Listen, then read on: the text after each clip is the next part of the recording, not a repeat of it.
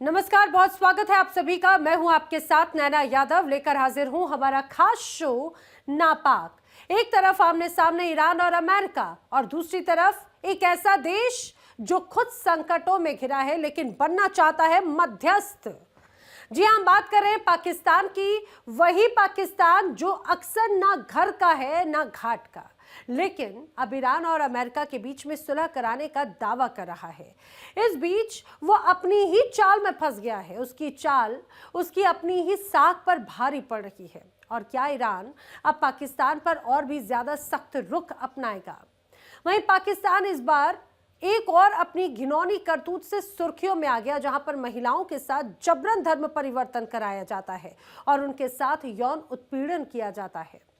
पाकिस्तान हर बार की तरह इस बार भी अपनी हरकतों की वजह से दुनिया में बेइज्जत हो रहा है। एक तरफ देश का हाल कितना खराब है ये तो हर कोई देख रहा है, लेकिन पाकिस्तान की असलियत एक बार फिर दुनिया के सामने है। क्या है वो असलियत, बताएंगे आगे विस्तार से।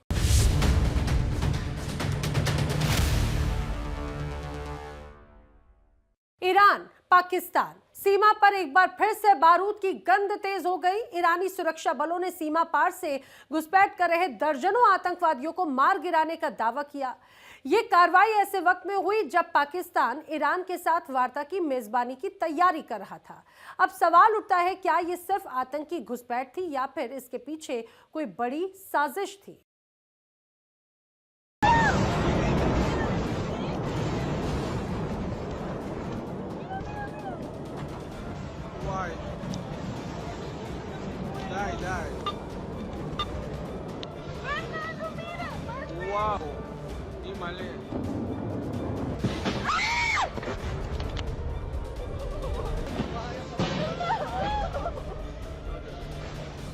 एक तरफ ईरान और अमेरिका के बीच बढ़ता तनाव दुनिया को परेशान कर रहा है, तो दूसरी तरफ पाकिस्तान चला है ईरान और अमेरिका के बीच तनाव को कम करने। पाकिस्तान वो देश है जो ना तो घर का है और ना घाट का, लेकिन फिर भी बीच में मध्यस्थता कराना चाहता है। ईरान पहले से ही पाकिस्तान पर भड़का हुआ है। ईरान को शक है कि पाकिस्तान ने अमेरिका के लिए अपना सब कुछ बेच दिया। अमेरिका के इशारों पर शहबाज और मुनीर चल रहे हैं और वजह है चंद पैसों की भीख।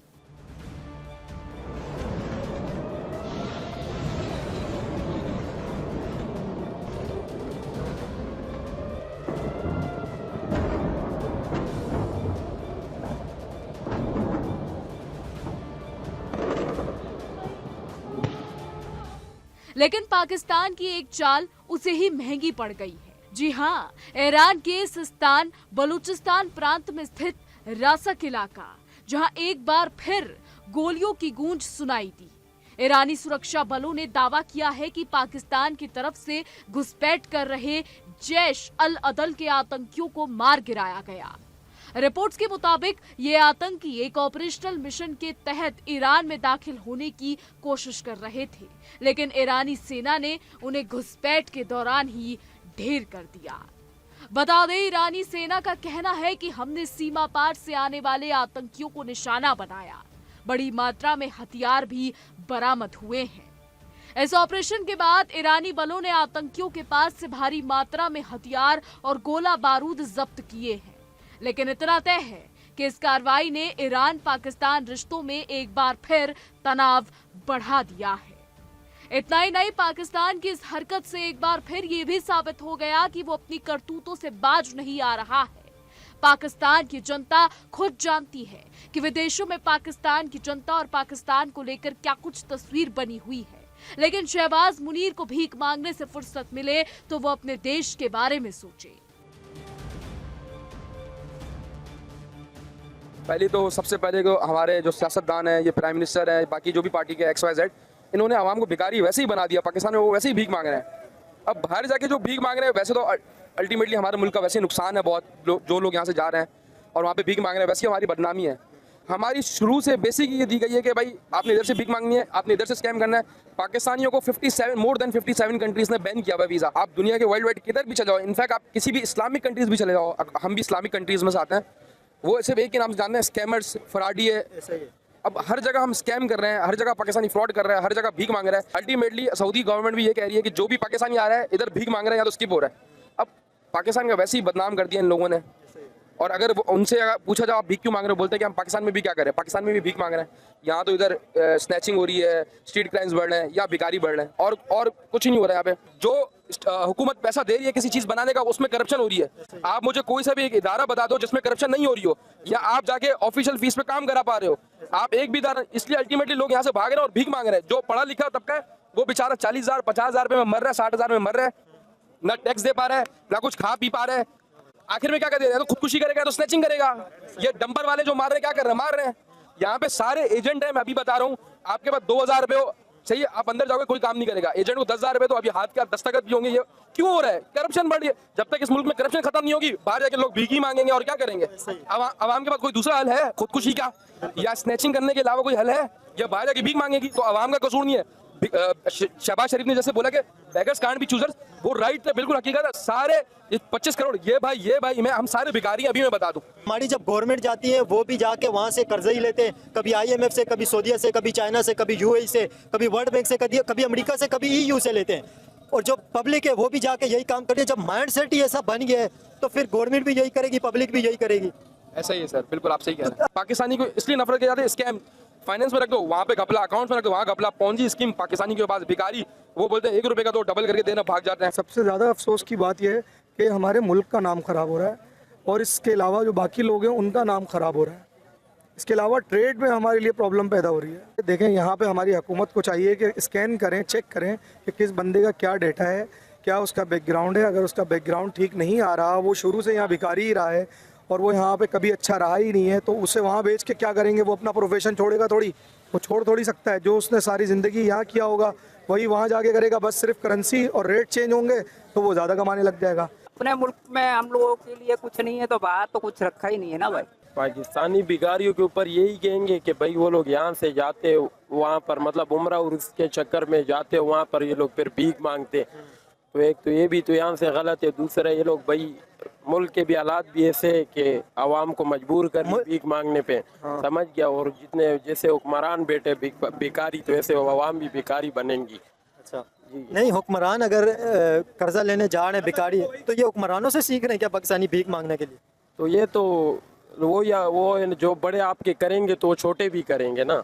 हाँ, तो हमारे बड़े भीख मांगेंगे तो छोटे भी तो मांगेंगे। जैसे घर में बड़ा होता है, वो जो करता है तो छोटा वो ही करता है। तो इनका यही हालात है, जैसे बड़े हमारे भीख मांग रहे ऐसे छोटे भी अब मांगने लग गए। इससे ज़्यादा कमाते बिल्कुल, इसका पता है हमें, मगर उन्हें भी हम ऐसे नहीं कहेंगे क्योंकि मुल्क के हालात भी ऐसे है। क्योंकि जब बड़े भीख मांगने जाएंगे तो छोटे तो जाएंगे। तो आप क्या समझते हैं, अगर मुल्क के हालात ऐसे हैं तो ये भीख मांगना जस्टिफाई कर रहे हैं आप? जस्टिफाई है ये? जस्टिफाई तो लाजमी है। बस ये तो एक ही बंदा है जो उसको इन लोगों ने अंदर रखा है, सारा काम उसी का है। वो बाहर आएगा तो सब सही हो जाएगा, ना भिखारी होंगे और ना कोई भीख मांगेगा। इस टाइम क्रैक डाउन भिखारियों पे नहीं लगना चाहिए, क्योंकि इस टाइम हमारे बड़े भी भिखारी बने हुए। जब छोटों पे लगेगा तो फिर बड़ों पे भी लगना चाहिए, समझ गया। तो बड़े हमारे जब भीख मांग रहे तो छोटों से हम क्या वो करेंगे। बड़े कौन भीख मांग रहे? बड़े यही जो अभी बैठे हुए जाली मैंडेट पे।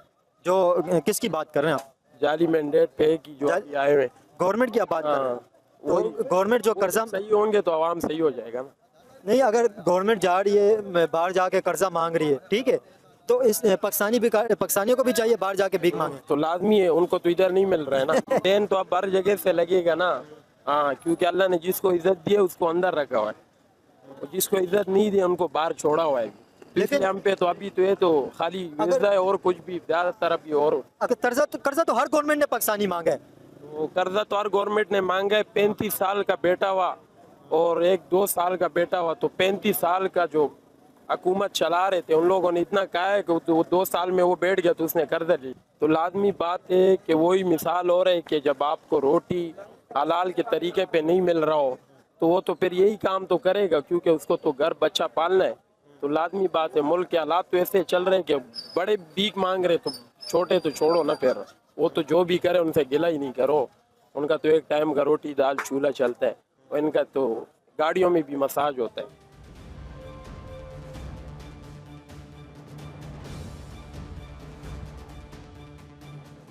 तो ईरान का आरोप है कि पाकिस्तान का ये संगठन उसके दक्षिण पूर्वी इलाके में अस्थिरता फैलाता है और सीमा पार से ऑपरेट करता है। सवाल यही उठता है कि क्या पाकिस्तान की जमीन का इस्तेमाल इन आतंकी गतिविधियों के लिए हो रहा है? पिछले कुछ सालों में कई बार ईरान ने इस मुद्दे को उठाया है। यहाँ तक कि 2024 में भी रासक इलाके में कई हिंसक झड़पें हुई थी। अब सबसे बड़ा सवाल, जब पाकिस्तान ईरान के साथ कूटनीतिक बातचीत की मेजबानी करने जा रहा था, ठीक उसी वक्त ये घुसपैठ क्यों? क्या ये महज संयोग है या फिर कोई ऐसा नेटवर्क है जो दोनों देशों के रिश्तों को बिगाड़ना चाहता है? सीमा की ढीली निगरानी एक बड़ी वजह है। बलूचिस्तान क्षेत्र में लंबे समय से अस्थिरता और आतंकी संगठनों को मिलने वाला स्थानीय या बाहरी समर्थन।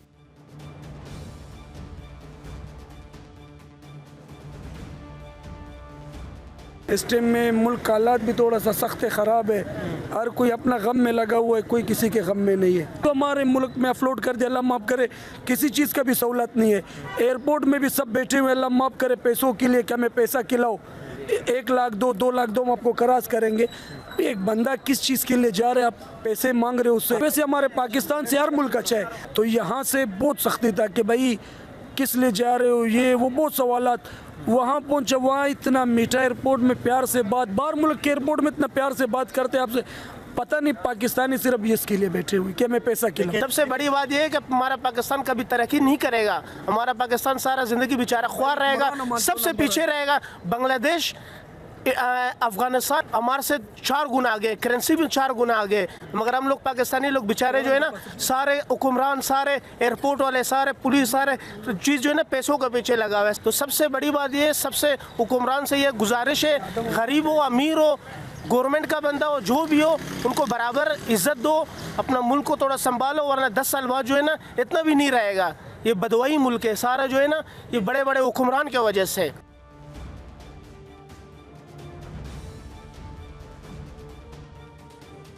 पाकिस्तान पहले भी इस तरह के आरोपों से घिरता रहा है। हालांकि हर बार उसने इन आरोपों को खारिज किया है, लेकिन जमीनी हकीकत क्या है ये दुनिया देख रही है। ईरान का सख्त संदेश साफ है, सीमा पार से आने वाले आतंकियों को किसी भी कीमत पर बख्शा नहीं जाएगा। लेकिन अब निगाहें पाकिस्तान पर है, क्या वो इन आरोपों पर कार्रवाई करेगा या फिर एक बार फिर कूटनीतिक बयानबाजी तक ही मामला सीमित रहेगा? Bureau report, India daily.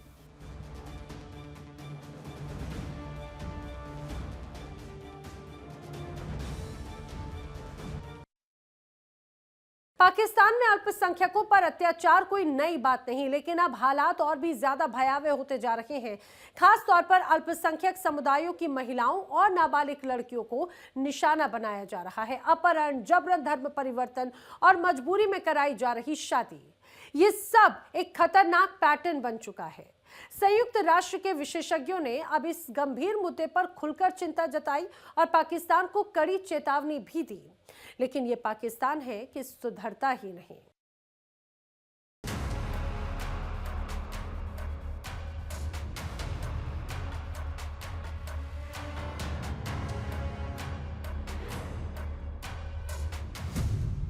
Pakistan में इंसाफ है खामोश और जुल्म है बेखौफ। धर्म के नाम पर खेल, इंसानियत हुई फेल। डर, दबाव और अत्याचार, शहबाज मुनीर का नया कांड।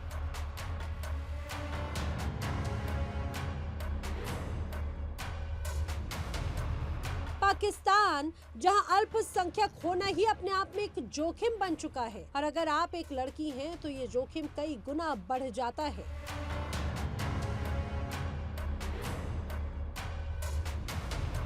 पाकिस्तान का ये कोई नया खेल नहीं, बल्कि दशकों से चली आ रही एक घिनौनी चाल है जो अब दुनिया भर में सुर्खियों में है।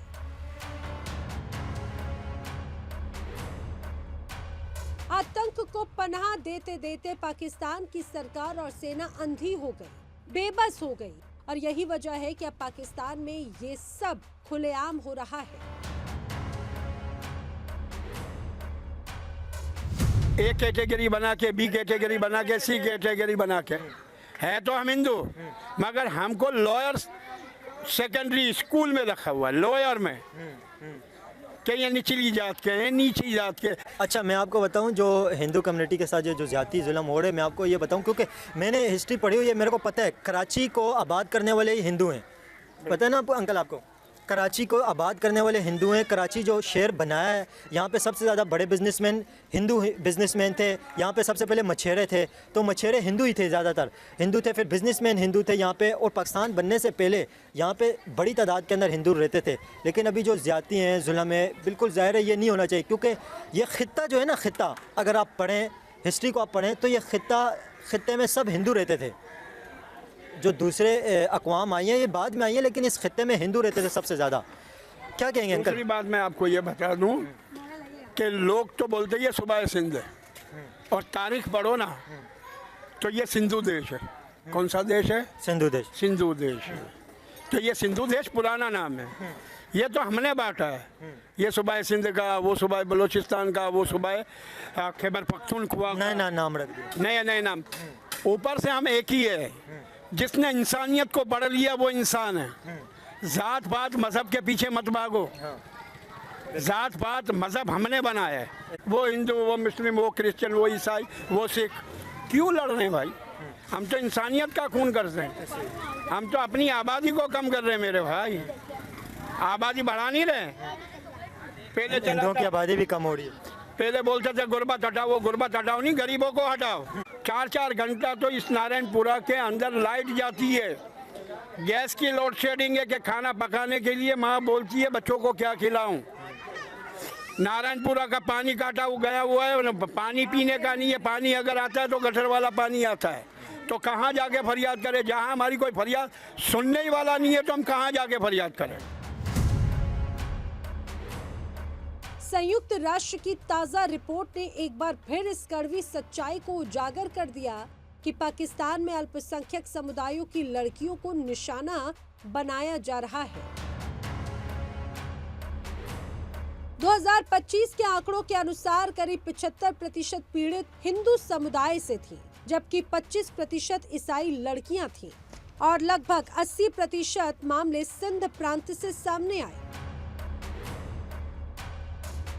ये आंकड़े सिर्फ संख्या नहीं, बल्कि ये उन जिंदगियों की कहानी है जिन्हें जबरन बदल दिया गया। सबसे ज्यादा निशाना बन रही हैं 14 से 18 साल की किशोरी, लेकिन कई मामलों में इससे भी कम उम्र की बच्चियों को अगवा किया जाता है। पहले अपहरण, फिर दबाव और फिर उसके बाद धर्म परिवर्तन और शादी। इस तरीके से पाकिस्तान में घिनौना खेल चल रहा है। लड़कों को अगवा करते हैं, कभी हिंदू लड़की से निकाह करवाते हैं, तो ये चीजें नहीं होनी चाहिए। वो हिंदू लड़कियों के साथ जो जबरी निकाह होता है, उस बारे में आप क्या कहेंगे? वो गलत है, नहीं करना चाहिए। देखिए, इस्लाम इस चीज की इजाजत नहीं देता कि किसी को जबरदस्ती मजहब तब्दील करे। यार देखो, मैं ही हूँ, अगर मेरी बहन हो या मेरी बेटी हो, मैं नहीं कहूँगा मैं हिंदू को दे दो। ये अगर खुशी में देता दूं, मैं दे दूं। अगर हिंदू लड़की मेरे से, मैं नहीं करना चाहे, ये इंसाफ ही नहीं, जस्टिस ही नहीं। रियासत तो किसी उसी एक पर्टिकुलर मजहबी लेंस से नहीं देखना चाहिए उसको कि भाई एक वो क्योंकि वो माइनॉरिटी में है। लेकिन रियासत सबको बराबर देखती है। आपके सामने कितना बराबर देखती करेंगे? कोई कानून, कोई शरीयत भी इजाजत नहीं देती है। जो बच्चा, वो छोटा बच्चा, उसको मतलब बाकी उनकी मर्जी है, जो चाहे वो कर सकते हैं। देखिए, ये जो जुर्म का मोटिव है वो उस वक्त तक तो क्लियर नहीं हो सकता जब तक बच्ची वापस नहीं आ जाती। बहरहाल इन 3.5 सालों में कोई अगवा बराए तावन वाला मामला नहीं था। अब ये है कि अब डाकू जो है वो कुछ है जो राब्ता भी कर रहे हैं और क्लेम कर रहे हैं कि प्रिया हमारे पास है। हाँ, क्लेम कर लिया डाकू ने क्लेम किया है, लेकिन हम समझते हैं कि वो झूठ बोल रहे हैं और एक पैसे ठगने का उनका एक तरीका है। अगर किसी ने अगवा किया होता तो 3 साल पहले कॉल आ जाती। 3.5 साल के बाद जो है उस तरह की कॉल आना एक मतलब ठगने वाला। वो ज़ाहिर मीडिया के अंदर कैसा है, तो उन्होंने कहा चलो पैसे कुछ मिल जाए उसमें से। तो ये बच्ची कितने साल की उम्र में अगवा हुई थी और अभी क्या उम्र है? 7 साल की उम्र में अगवा हुई थी। ये 10 मुहर्रम की सबील चलाते हुए, हिंदू बच्ची 10 मुहर्रम की सबील चलाते हुए अगवा हो गई और उसको 3.5 साल हो गए, अब 10.5 साल की है। ये किस जगह से अगवा हुई थी ये बच्ची? ये सखर का छोटा सा शहर है, जिले सखर में संगरार के नाम से, वहाँ पे ये बच्ची अगवा हुई थी वहाँ से। तो इस बच्ची के कोई रिलेटिव यहाँ पे है? हम सारे ही उसके वारिस हैं, यहाँ पे जितने भी दोस्त हैं पूरा सिंध वारिस हैं, और उसके वालिदैन भी हमारे साथ हैं। हम पहले जो एहतजाज करते रहते हैं उसमें भी आते हैं, वो हमारे साथ शामिल होते हैं। आप इस केस में बहुत ज़्यादा एक्टिव हैं। पिछले तौर को भी मैंने आप देखा, उसके अलावा भी मैंने आपको देखा, आप काफ़ी सारे इस बच्ची के केस के अंदर एक्टिव हैं। तो आपको कोई उम्मीद लग रही है कि बच्ची बाजियाब हो जाएगी, या कोई किसी के ऊपर आपको शक है कि इस हिंदू बच्ची को किसने अगवा किया है? क्या कहेंगे? देखिए, हमें इस बात पे कोई 1% भी शक नहीं है कि बच्ची वापस नहीं आएगी। हमें 100% इस बात पे यकीन है कि हमारी बच्ची वापस आएगी।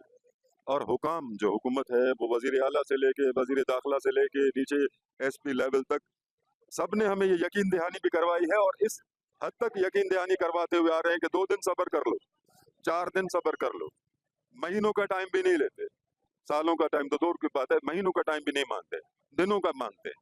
हमें 4 दिन दे दो, हमें 5 दिन दे दो, हम आपको बच्ची आपकी प्रोड्यूस कर देंगे। लेकिन हमें ये मामला है कि पुलिस डिपार्टमेंट का जो काम है वो उनको जो पसंदीदा काम होता है वो और किस्म के काम होते हैं जिनमें उनको कोई पैसे वैसों की उम्मीद होती है।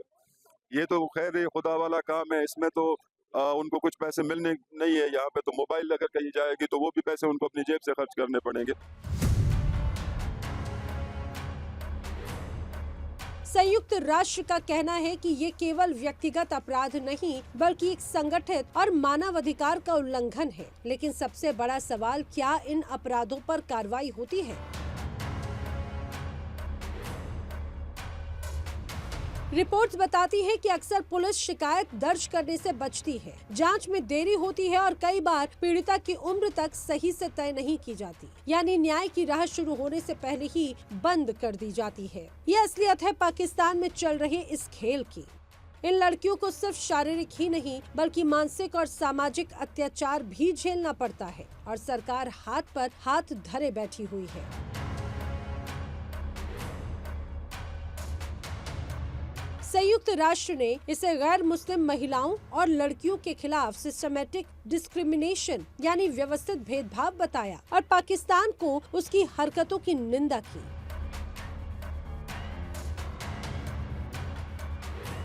अब संयुक्त राष्ट्र ने पाकिस्तान सरकार से कई अहम मांगे रखी, जिसमें जबरन धर्म परिवर्तन को अलग अपराध घोषित किया जाए, शादी की न्यूनतम उम्र 18 साल तय की जाए, मानव तस्करी और यौन हिंसा के कानूनों को सख्ती से लागू किया जाए और दोषियों को सजा दी जाए। लेकिन सवाल वही है, क्या पाकिस्तान इन चेतावनियों को गंभीरता से लेगा? शायद इसका जवाब होगा नहीं, क्योंकि पाकिस्तान वो देश है जिसके लिए बस आतंकी गतिविधियां जरूरी है और उसके बदले में उसे चंद पैसे मिलते रहे। पाकिस्तान में इस तरह के और क्या क्या अपराध होते हैं, वहाँ की जनता से भी सुनिए।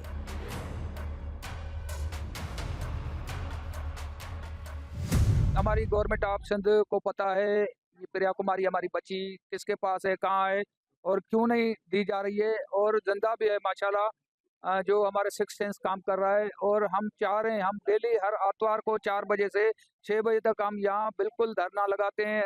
2 हो या 10 हो या 100 लोग हो, हम हर आतवार को आते हैं प्रिया कुमारी के और नवीन लाशारी के हिसाब से। और हमारी सर बेटी जो अभी एक एहतजाजी हमारे बसी भाई आए थे, हम भी उनके बराबर शरीक हैं, बराबर साथ में हैं।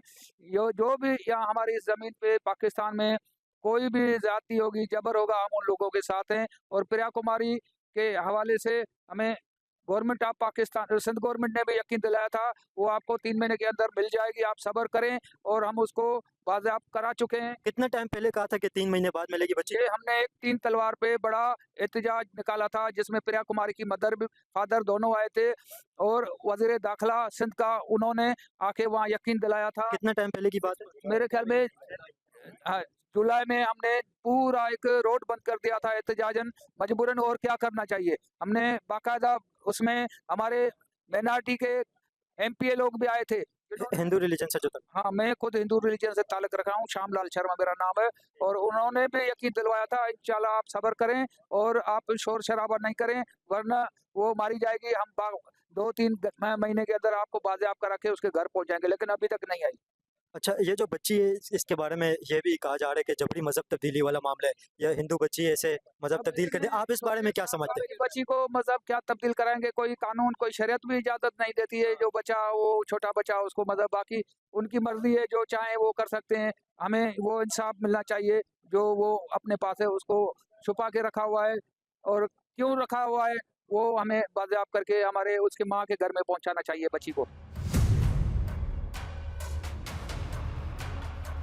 क्योंकि जब तक कानून कागजों से निकलकर जमीन पर नहीं उतरता तब तक ये लड़कियां यूं ही खामोश चीखती रहेंगी। पाकिस्तान में अल्पसंख्यकों के खिलाफ ये संकट सिर्फ एक देश का मुद्दा नहीं बल्कि वैश्विक मानव अधिकारों के लिए एक बड़ी चुनौती है। सबसे पहले तो ये इसको समझ लें कि कोई कोई मजहबी मसला नहीं है, ये इंसानियत का मसला है। आप देखें नवीद लाशारी एक मुस्लिम है, अभी एक सैर नामी लड़की क्रिश्चियन है, उसके घर वालों ने उसको मार दिया बेरहमी से, और अभी ये प्रिया कुमारी। तो ये तीनों देखें आप, एक तीनों डिफरेंट मजहब है, तो ये मजहब का मसला है नहीं, इंसानियत का मसला है। और जहाँ तक कि प्रिया कुमारी का मसला, जहाँ तक प्रिया कुमारी का मसला है, तो आपको याद होगा यूसुफ रज़ा गिलानी के बेटे अगवा हो गए थे, टेररिस्ट ग्रुप्स ने उन्हें अगवा कर दिया था, और वो कुछ ही हफ्तों में फिर बाजियाब्त भी हो गया था, अफगानिस्तान से उसको रिकवर किया गया था। वो तो तालिबान ने उसको अगवा करके अफगानिस्तान ले वो आ रहा हूँ, तो कुछ ही हफ्तों में वो उसको बाजियाब्त कर दिया। लेकिन एक आम शहरी की बेटी, एक आम शहरी की लड़की, वो उसको 4 साल हो गए। तो आप यहाँ से अंदाज़ा लगाएं कि रियासत की तरजीहात क्या हैं, स्टेट की प्रायोरिटीज़ क्या हैं, कि मतलब एक आम शहरी की लड़की है, आम शहरी की बेटी है, उसको 4-4 साल लग जा रहे हैं, और सिर्फ रियासत की तरफ से सिर्फ डिले टैक्टिक्स के लिए। तो ये पाकिस्तान की हकीकत है जहां पर अल्पसंख्यकों पर प्रताड़ना और अपने ही साथियों का एक तरह से विश्वासघात उसके साथ में करना, ये पाकिस्तान की रग रग में बस चुका है। इसीलिए इसे कहा जाता है नापाक पाकिस्तान। आज नापाक में फिलहाल इतना ही। इंडिया डेली पर खबरें आगे भी जारी हैं। देखिए इंडिया डेली 24/7 अब आपकी स्मार्ट टीवी पर। इंडिया डेली मौजूद है सभी डिजिटल प्लेटफॉर्म पर लाइव और लगातार। इंडिया डेली 24/7 हर दिन राष्ट्र को समर्पित।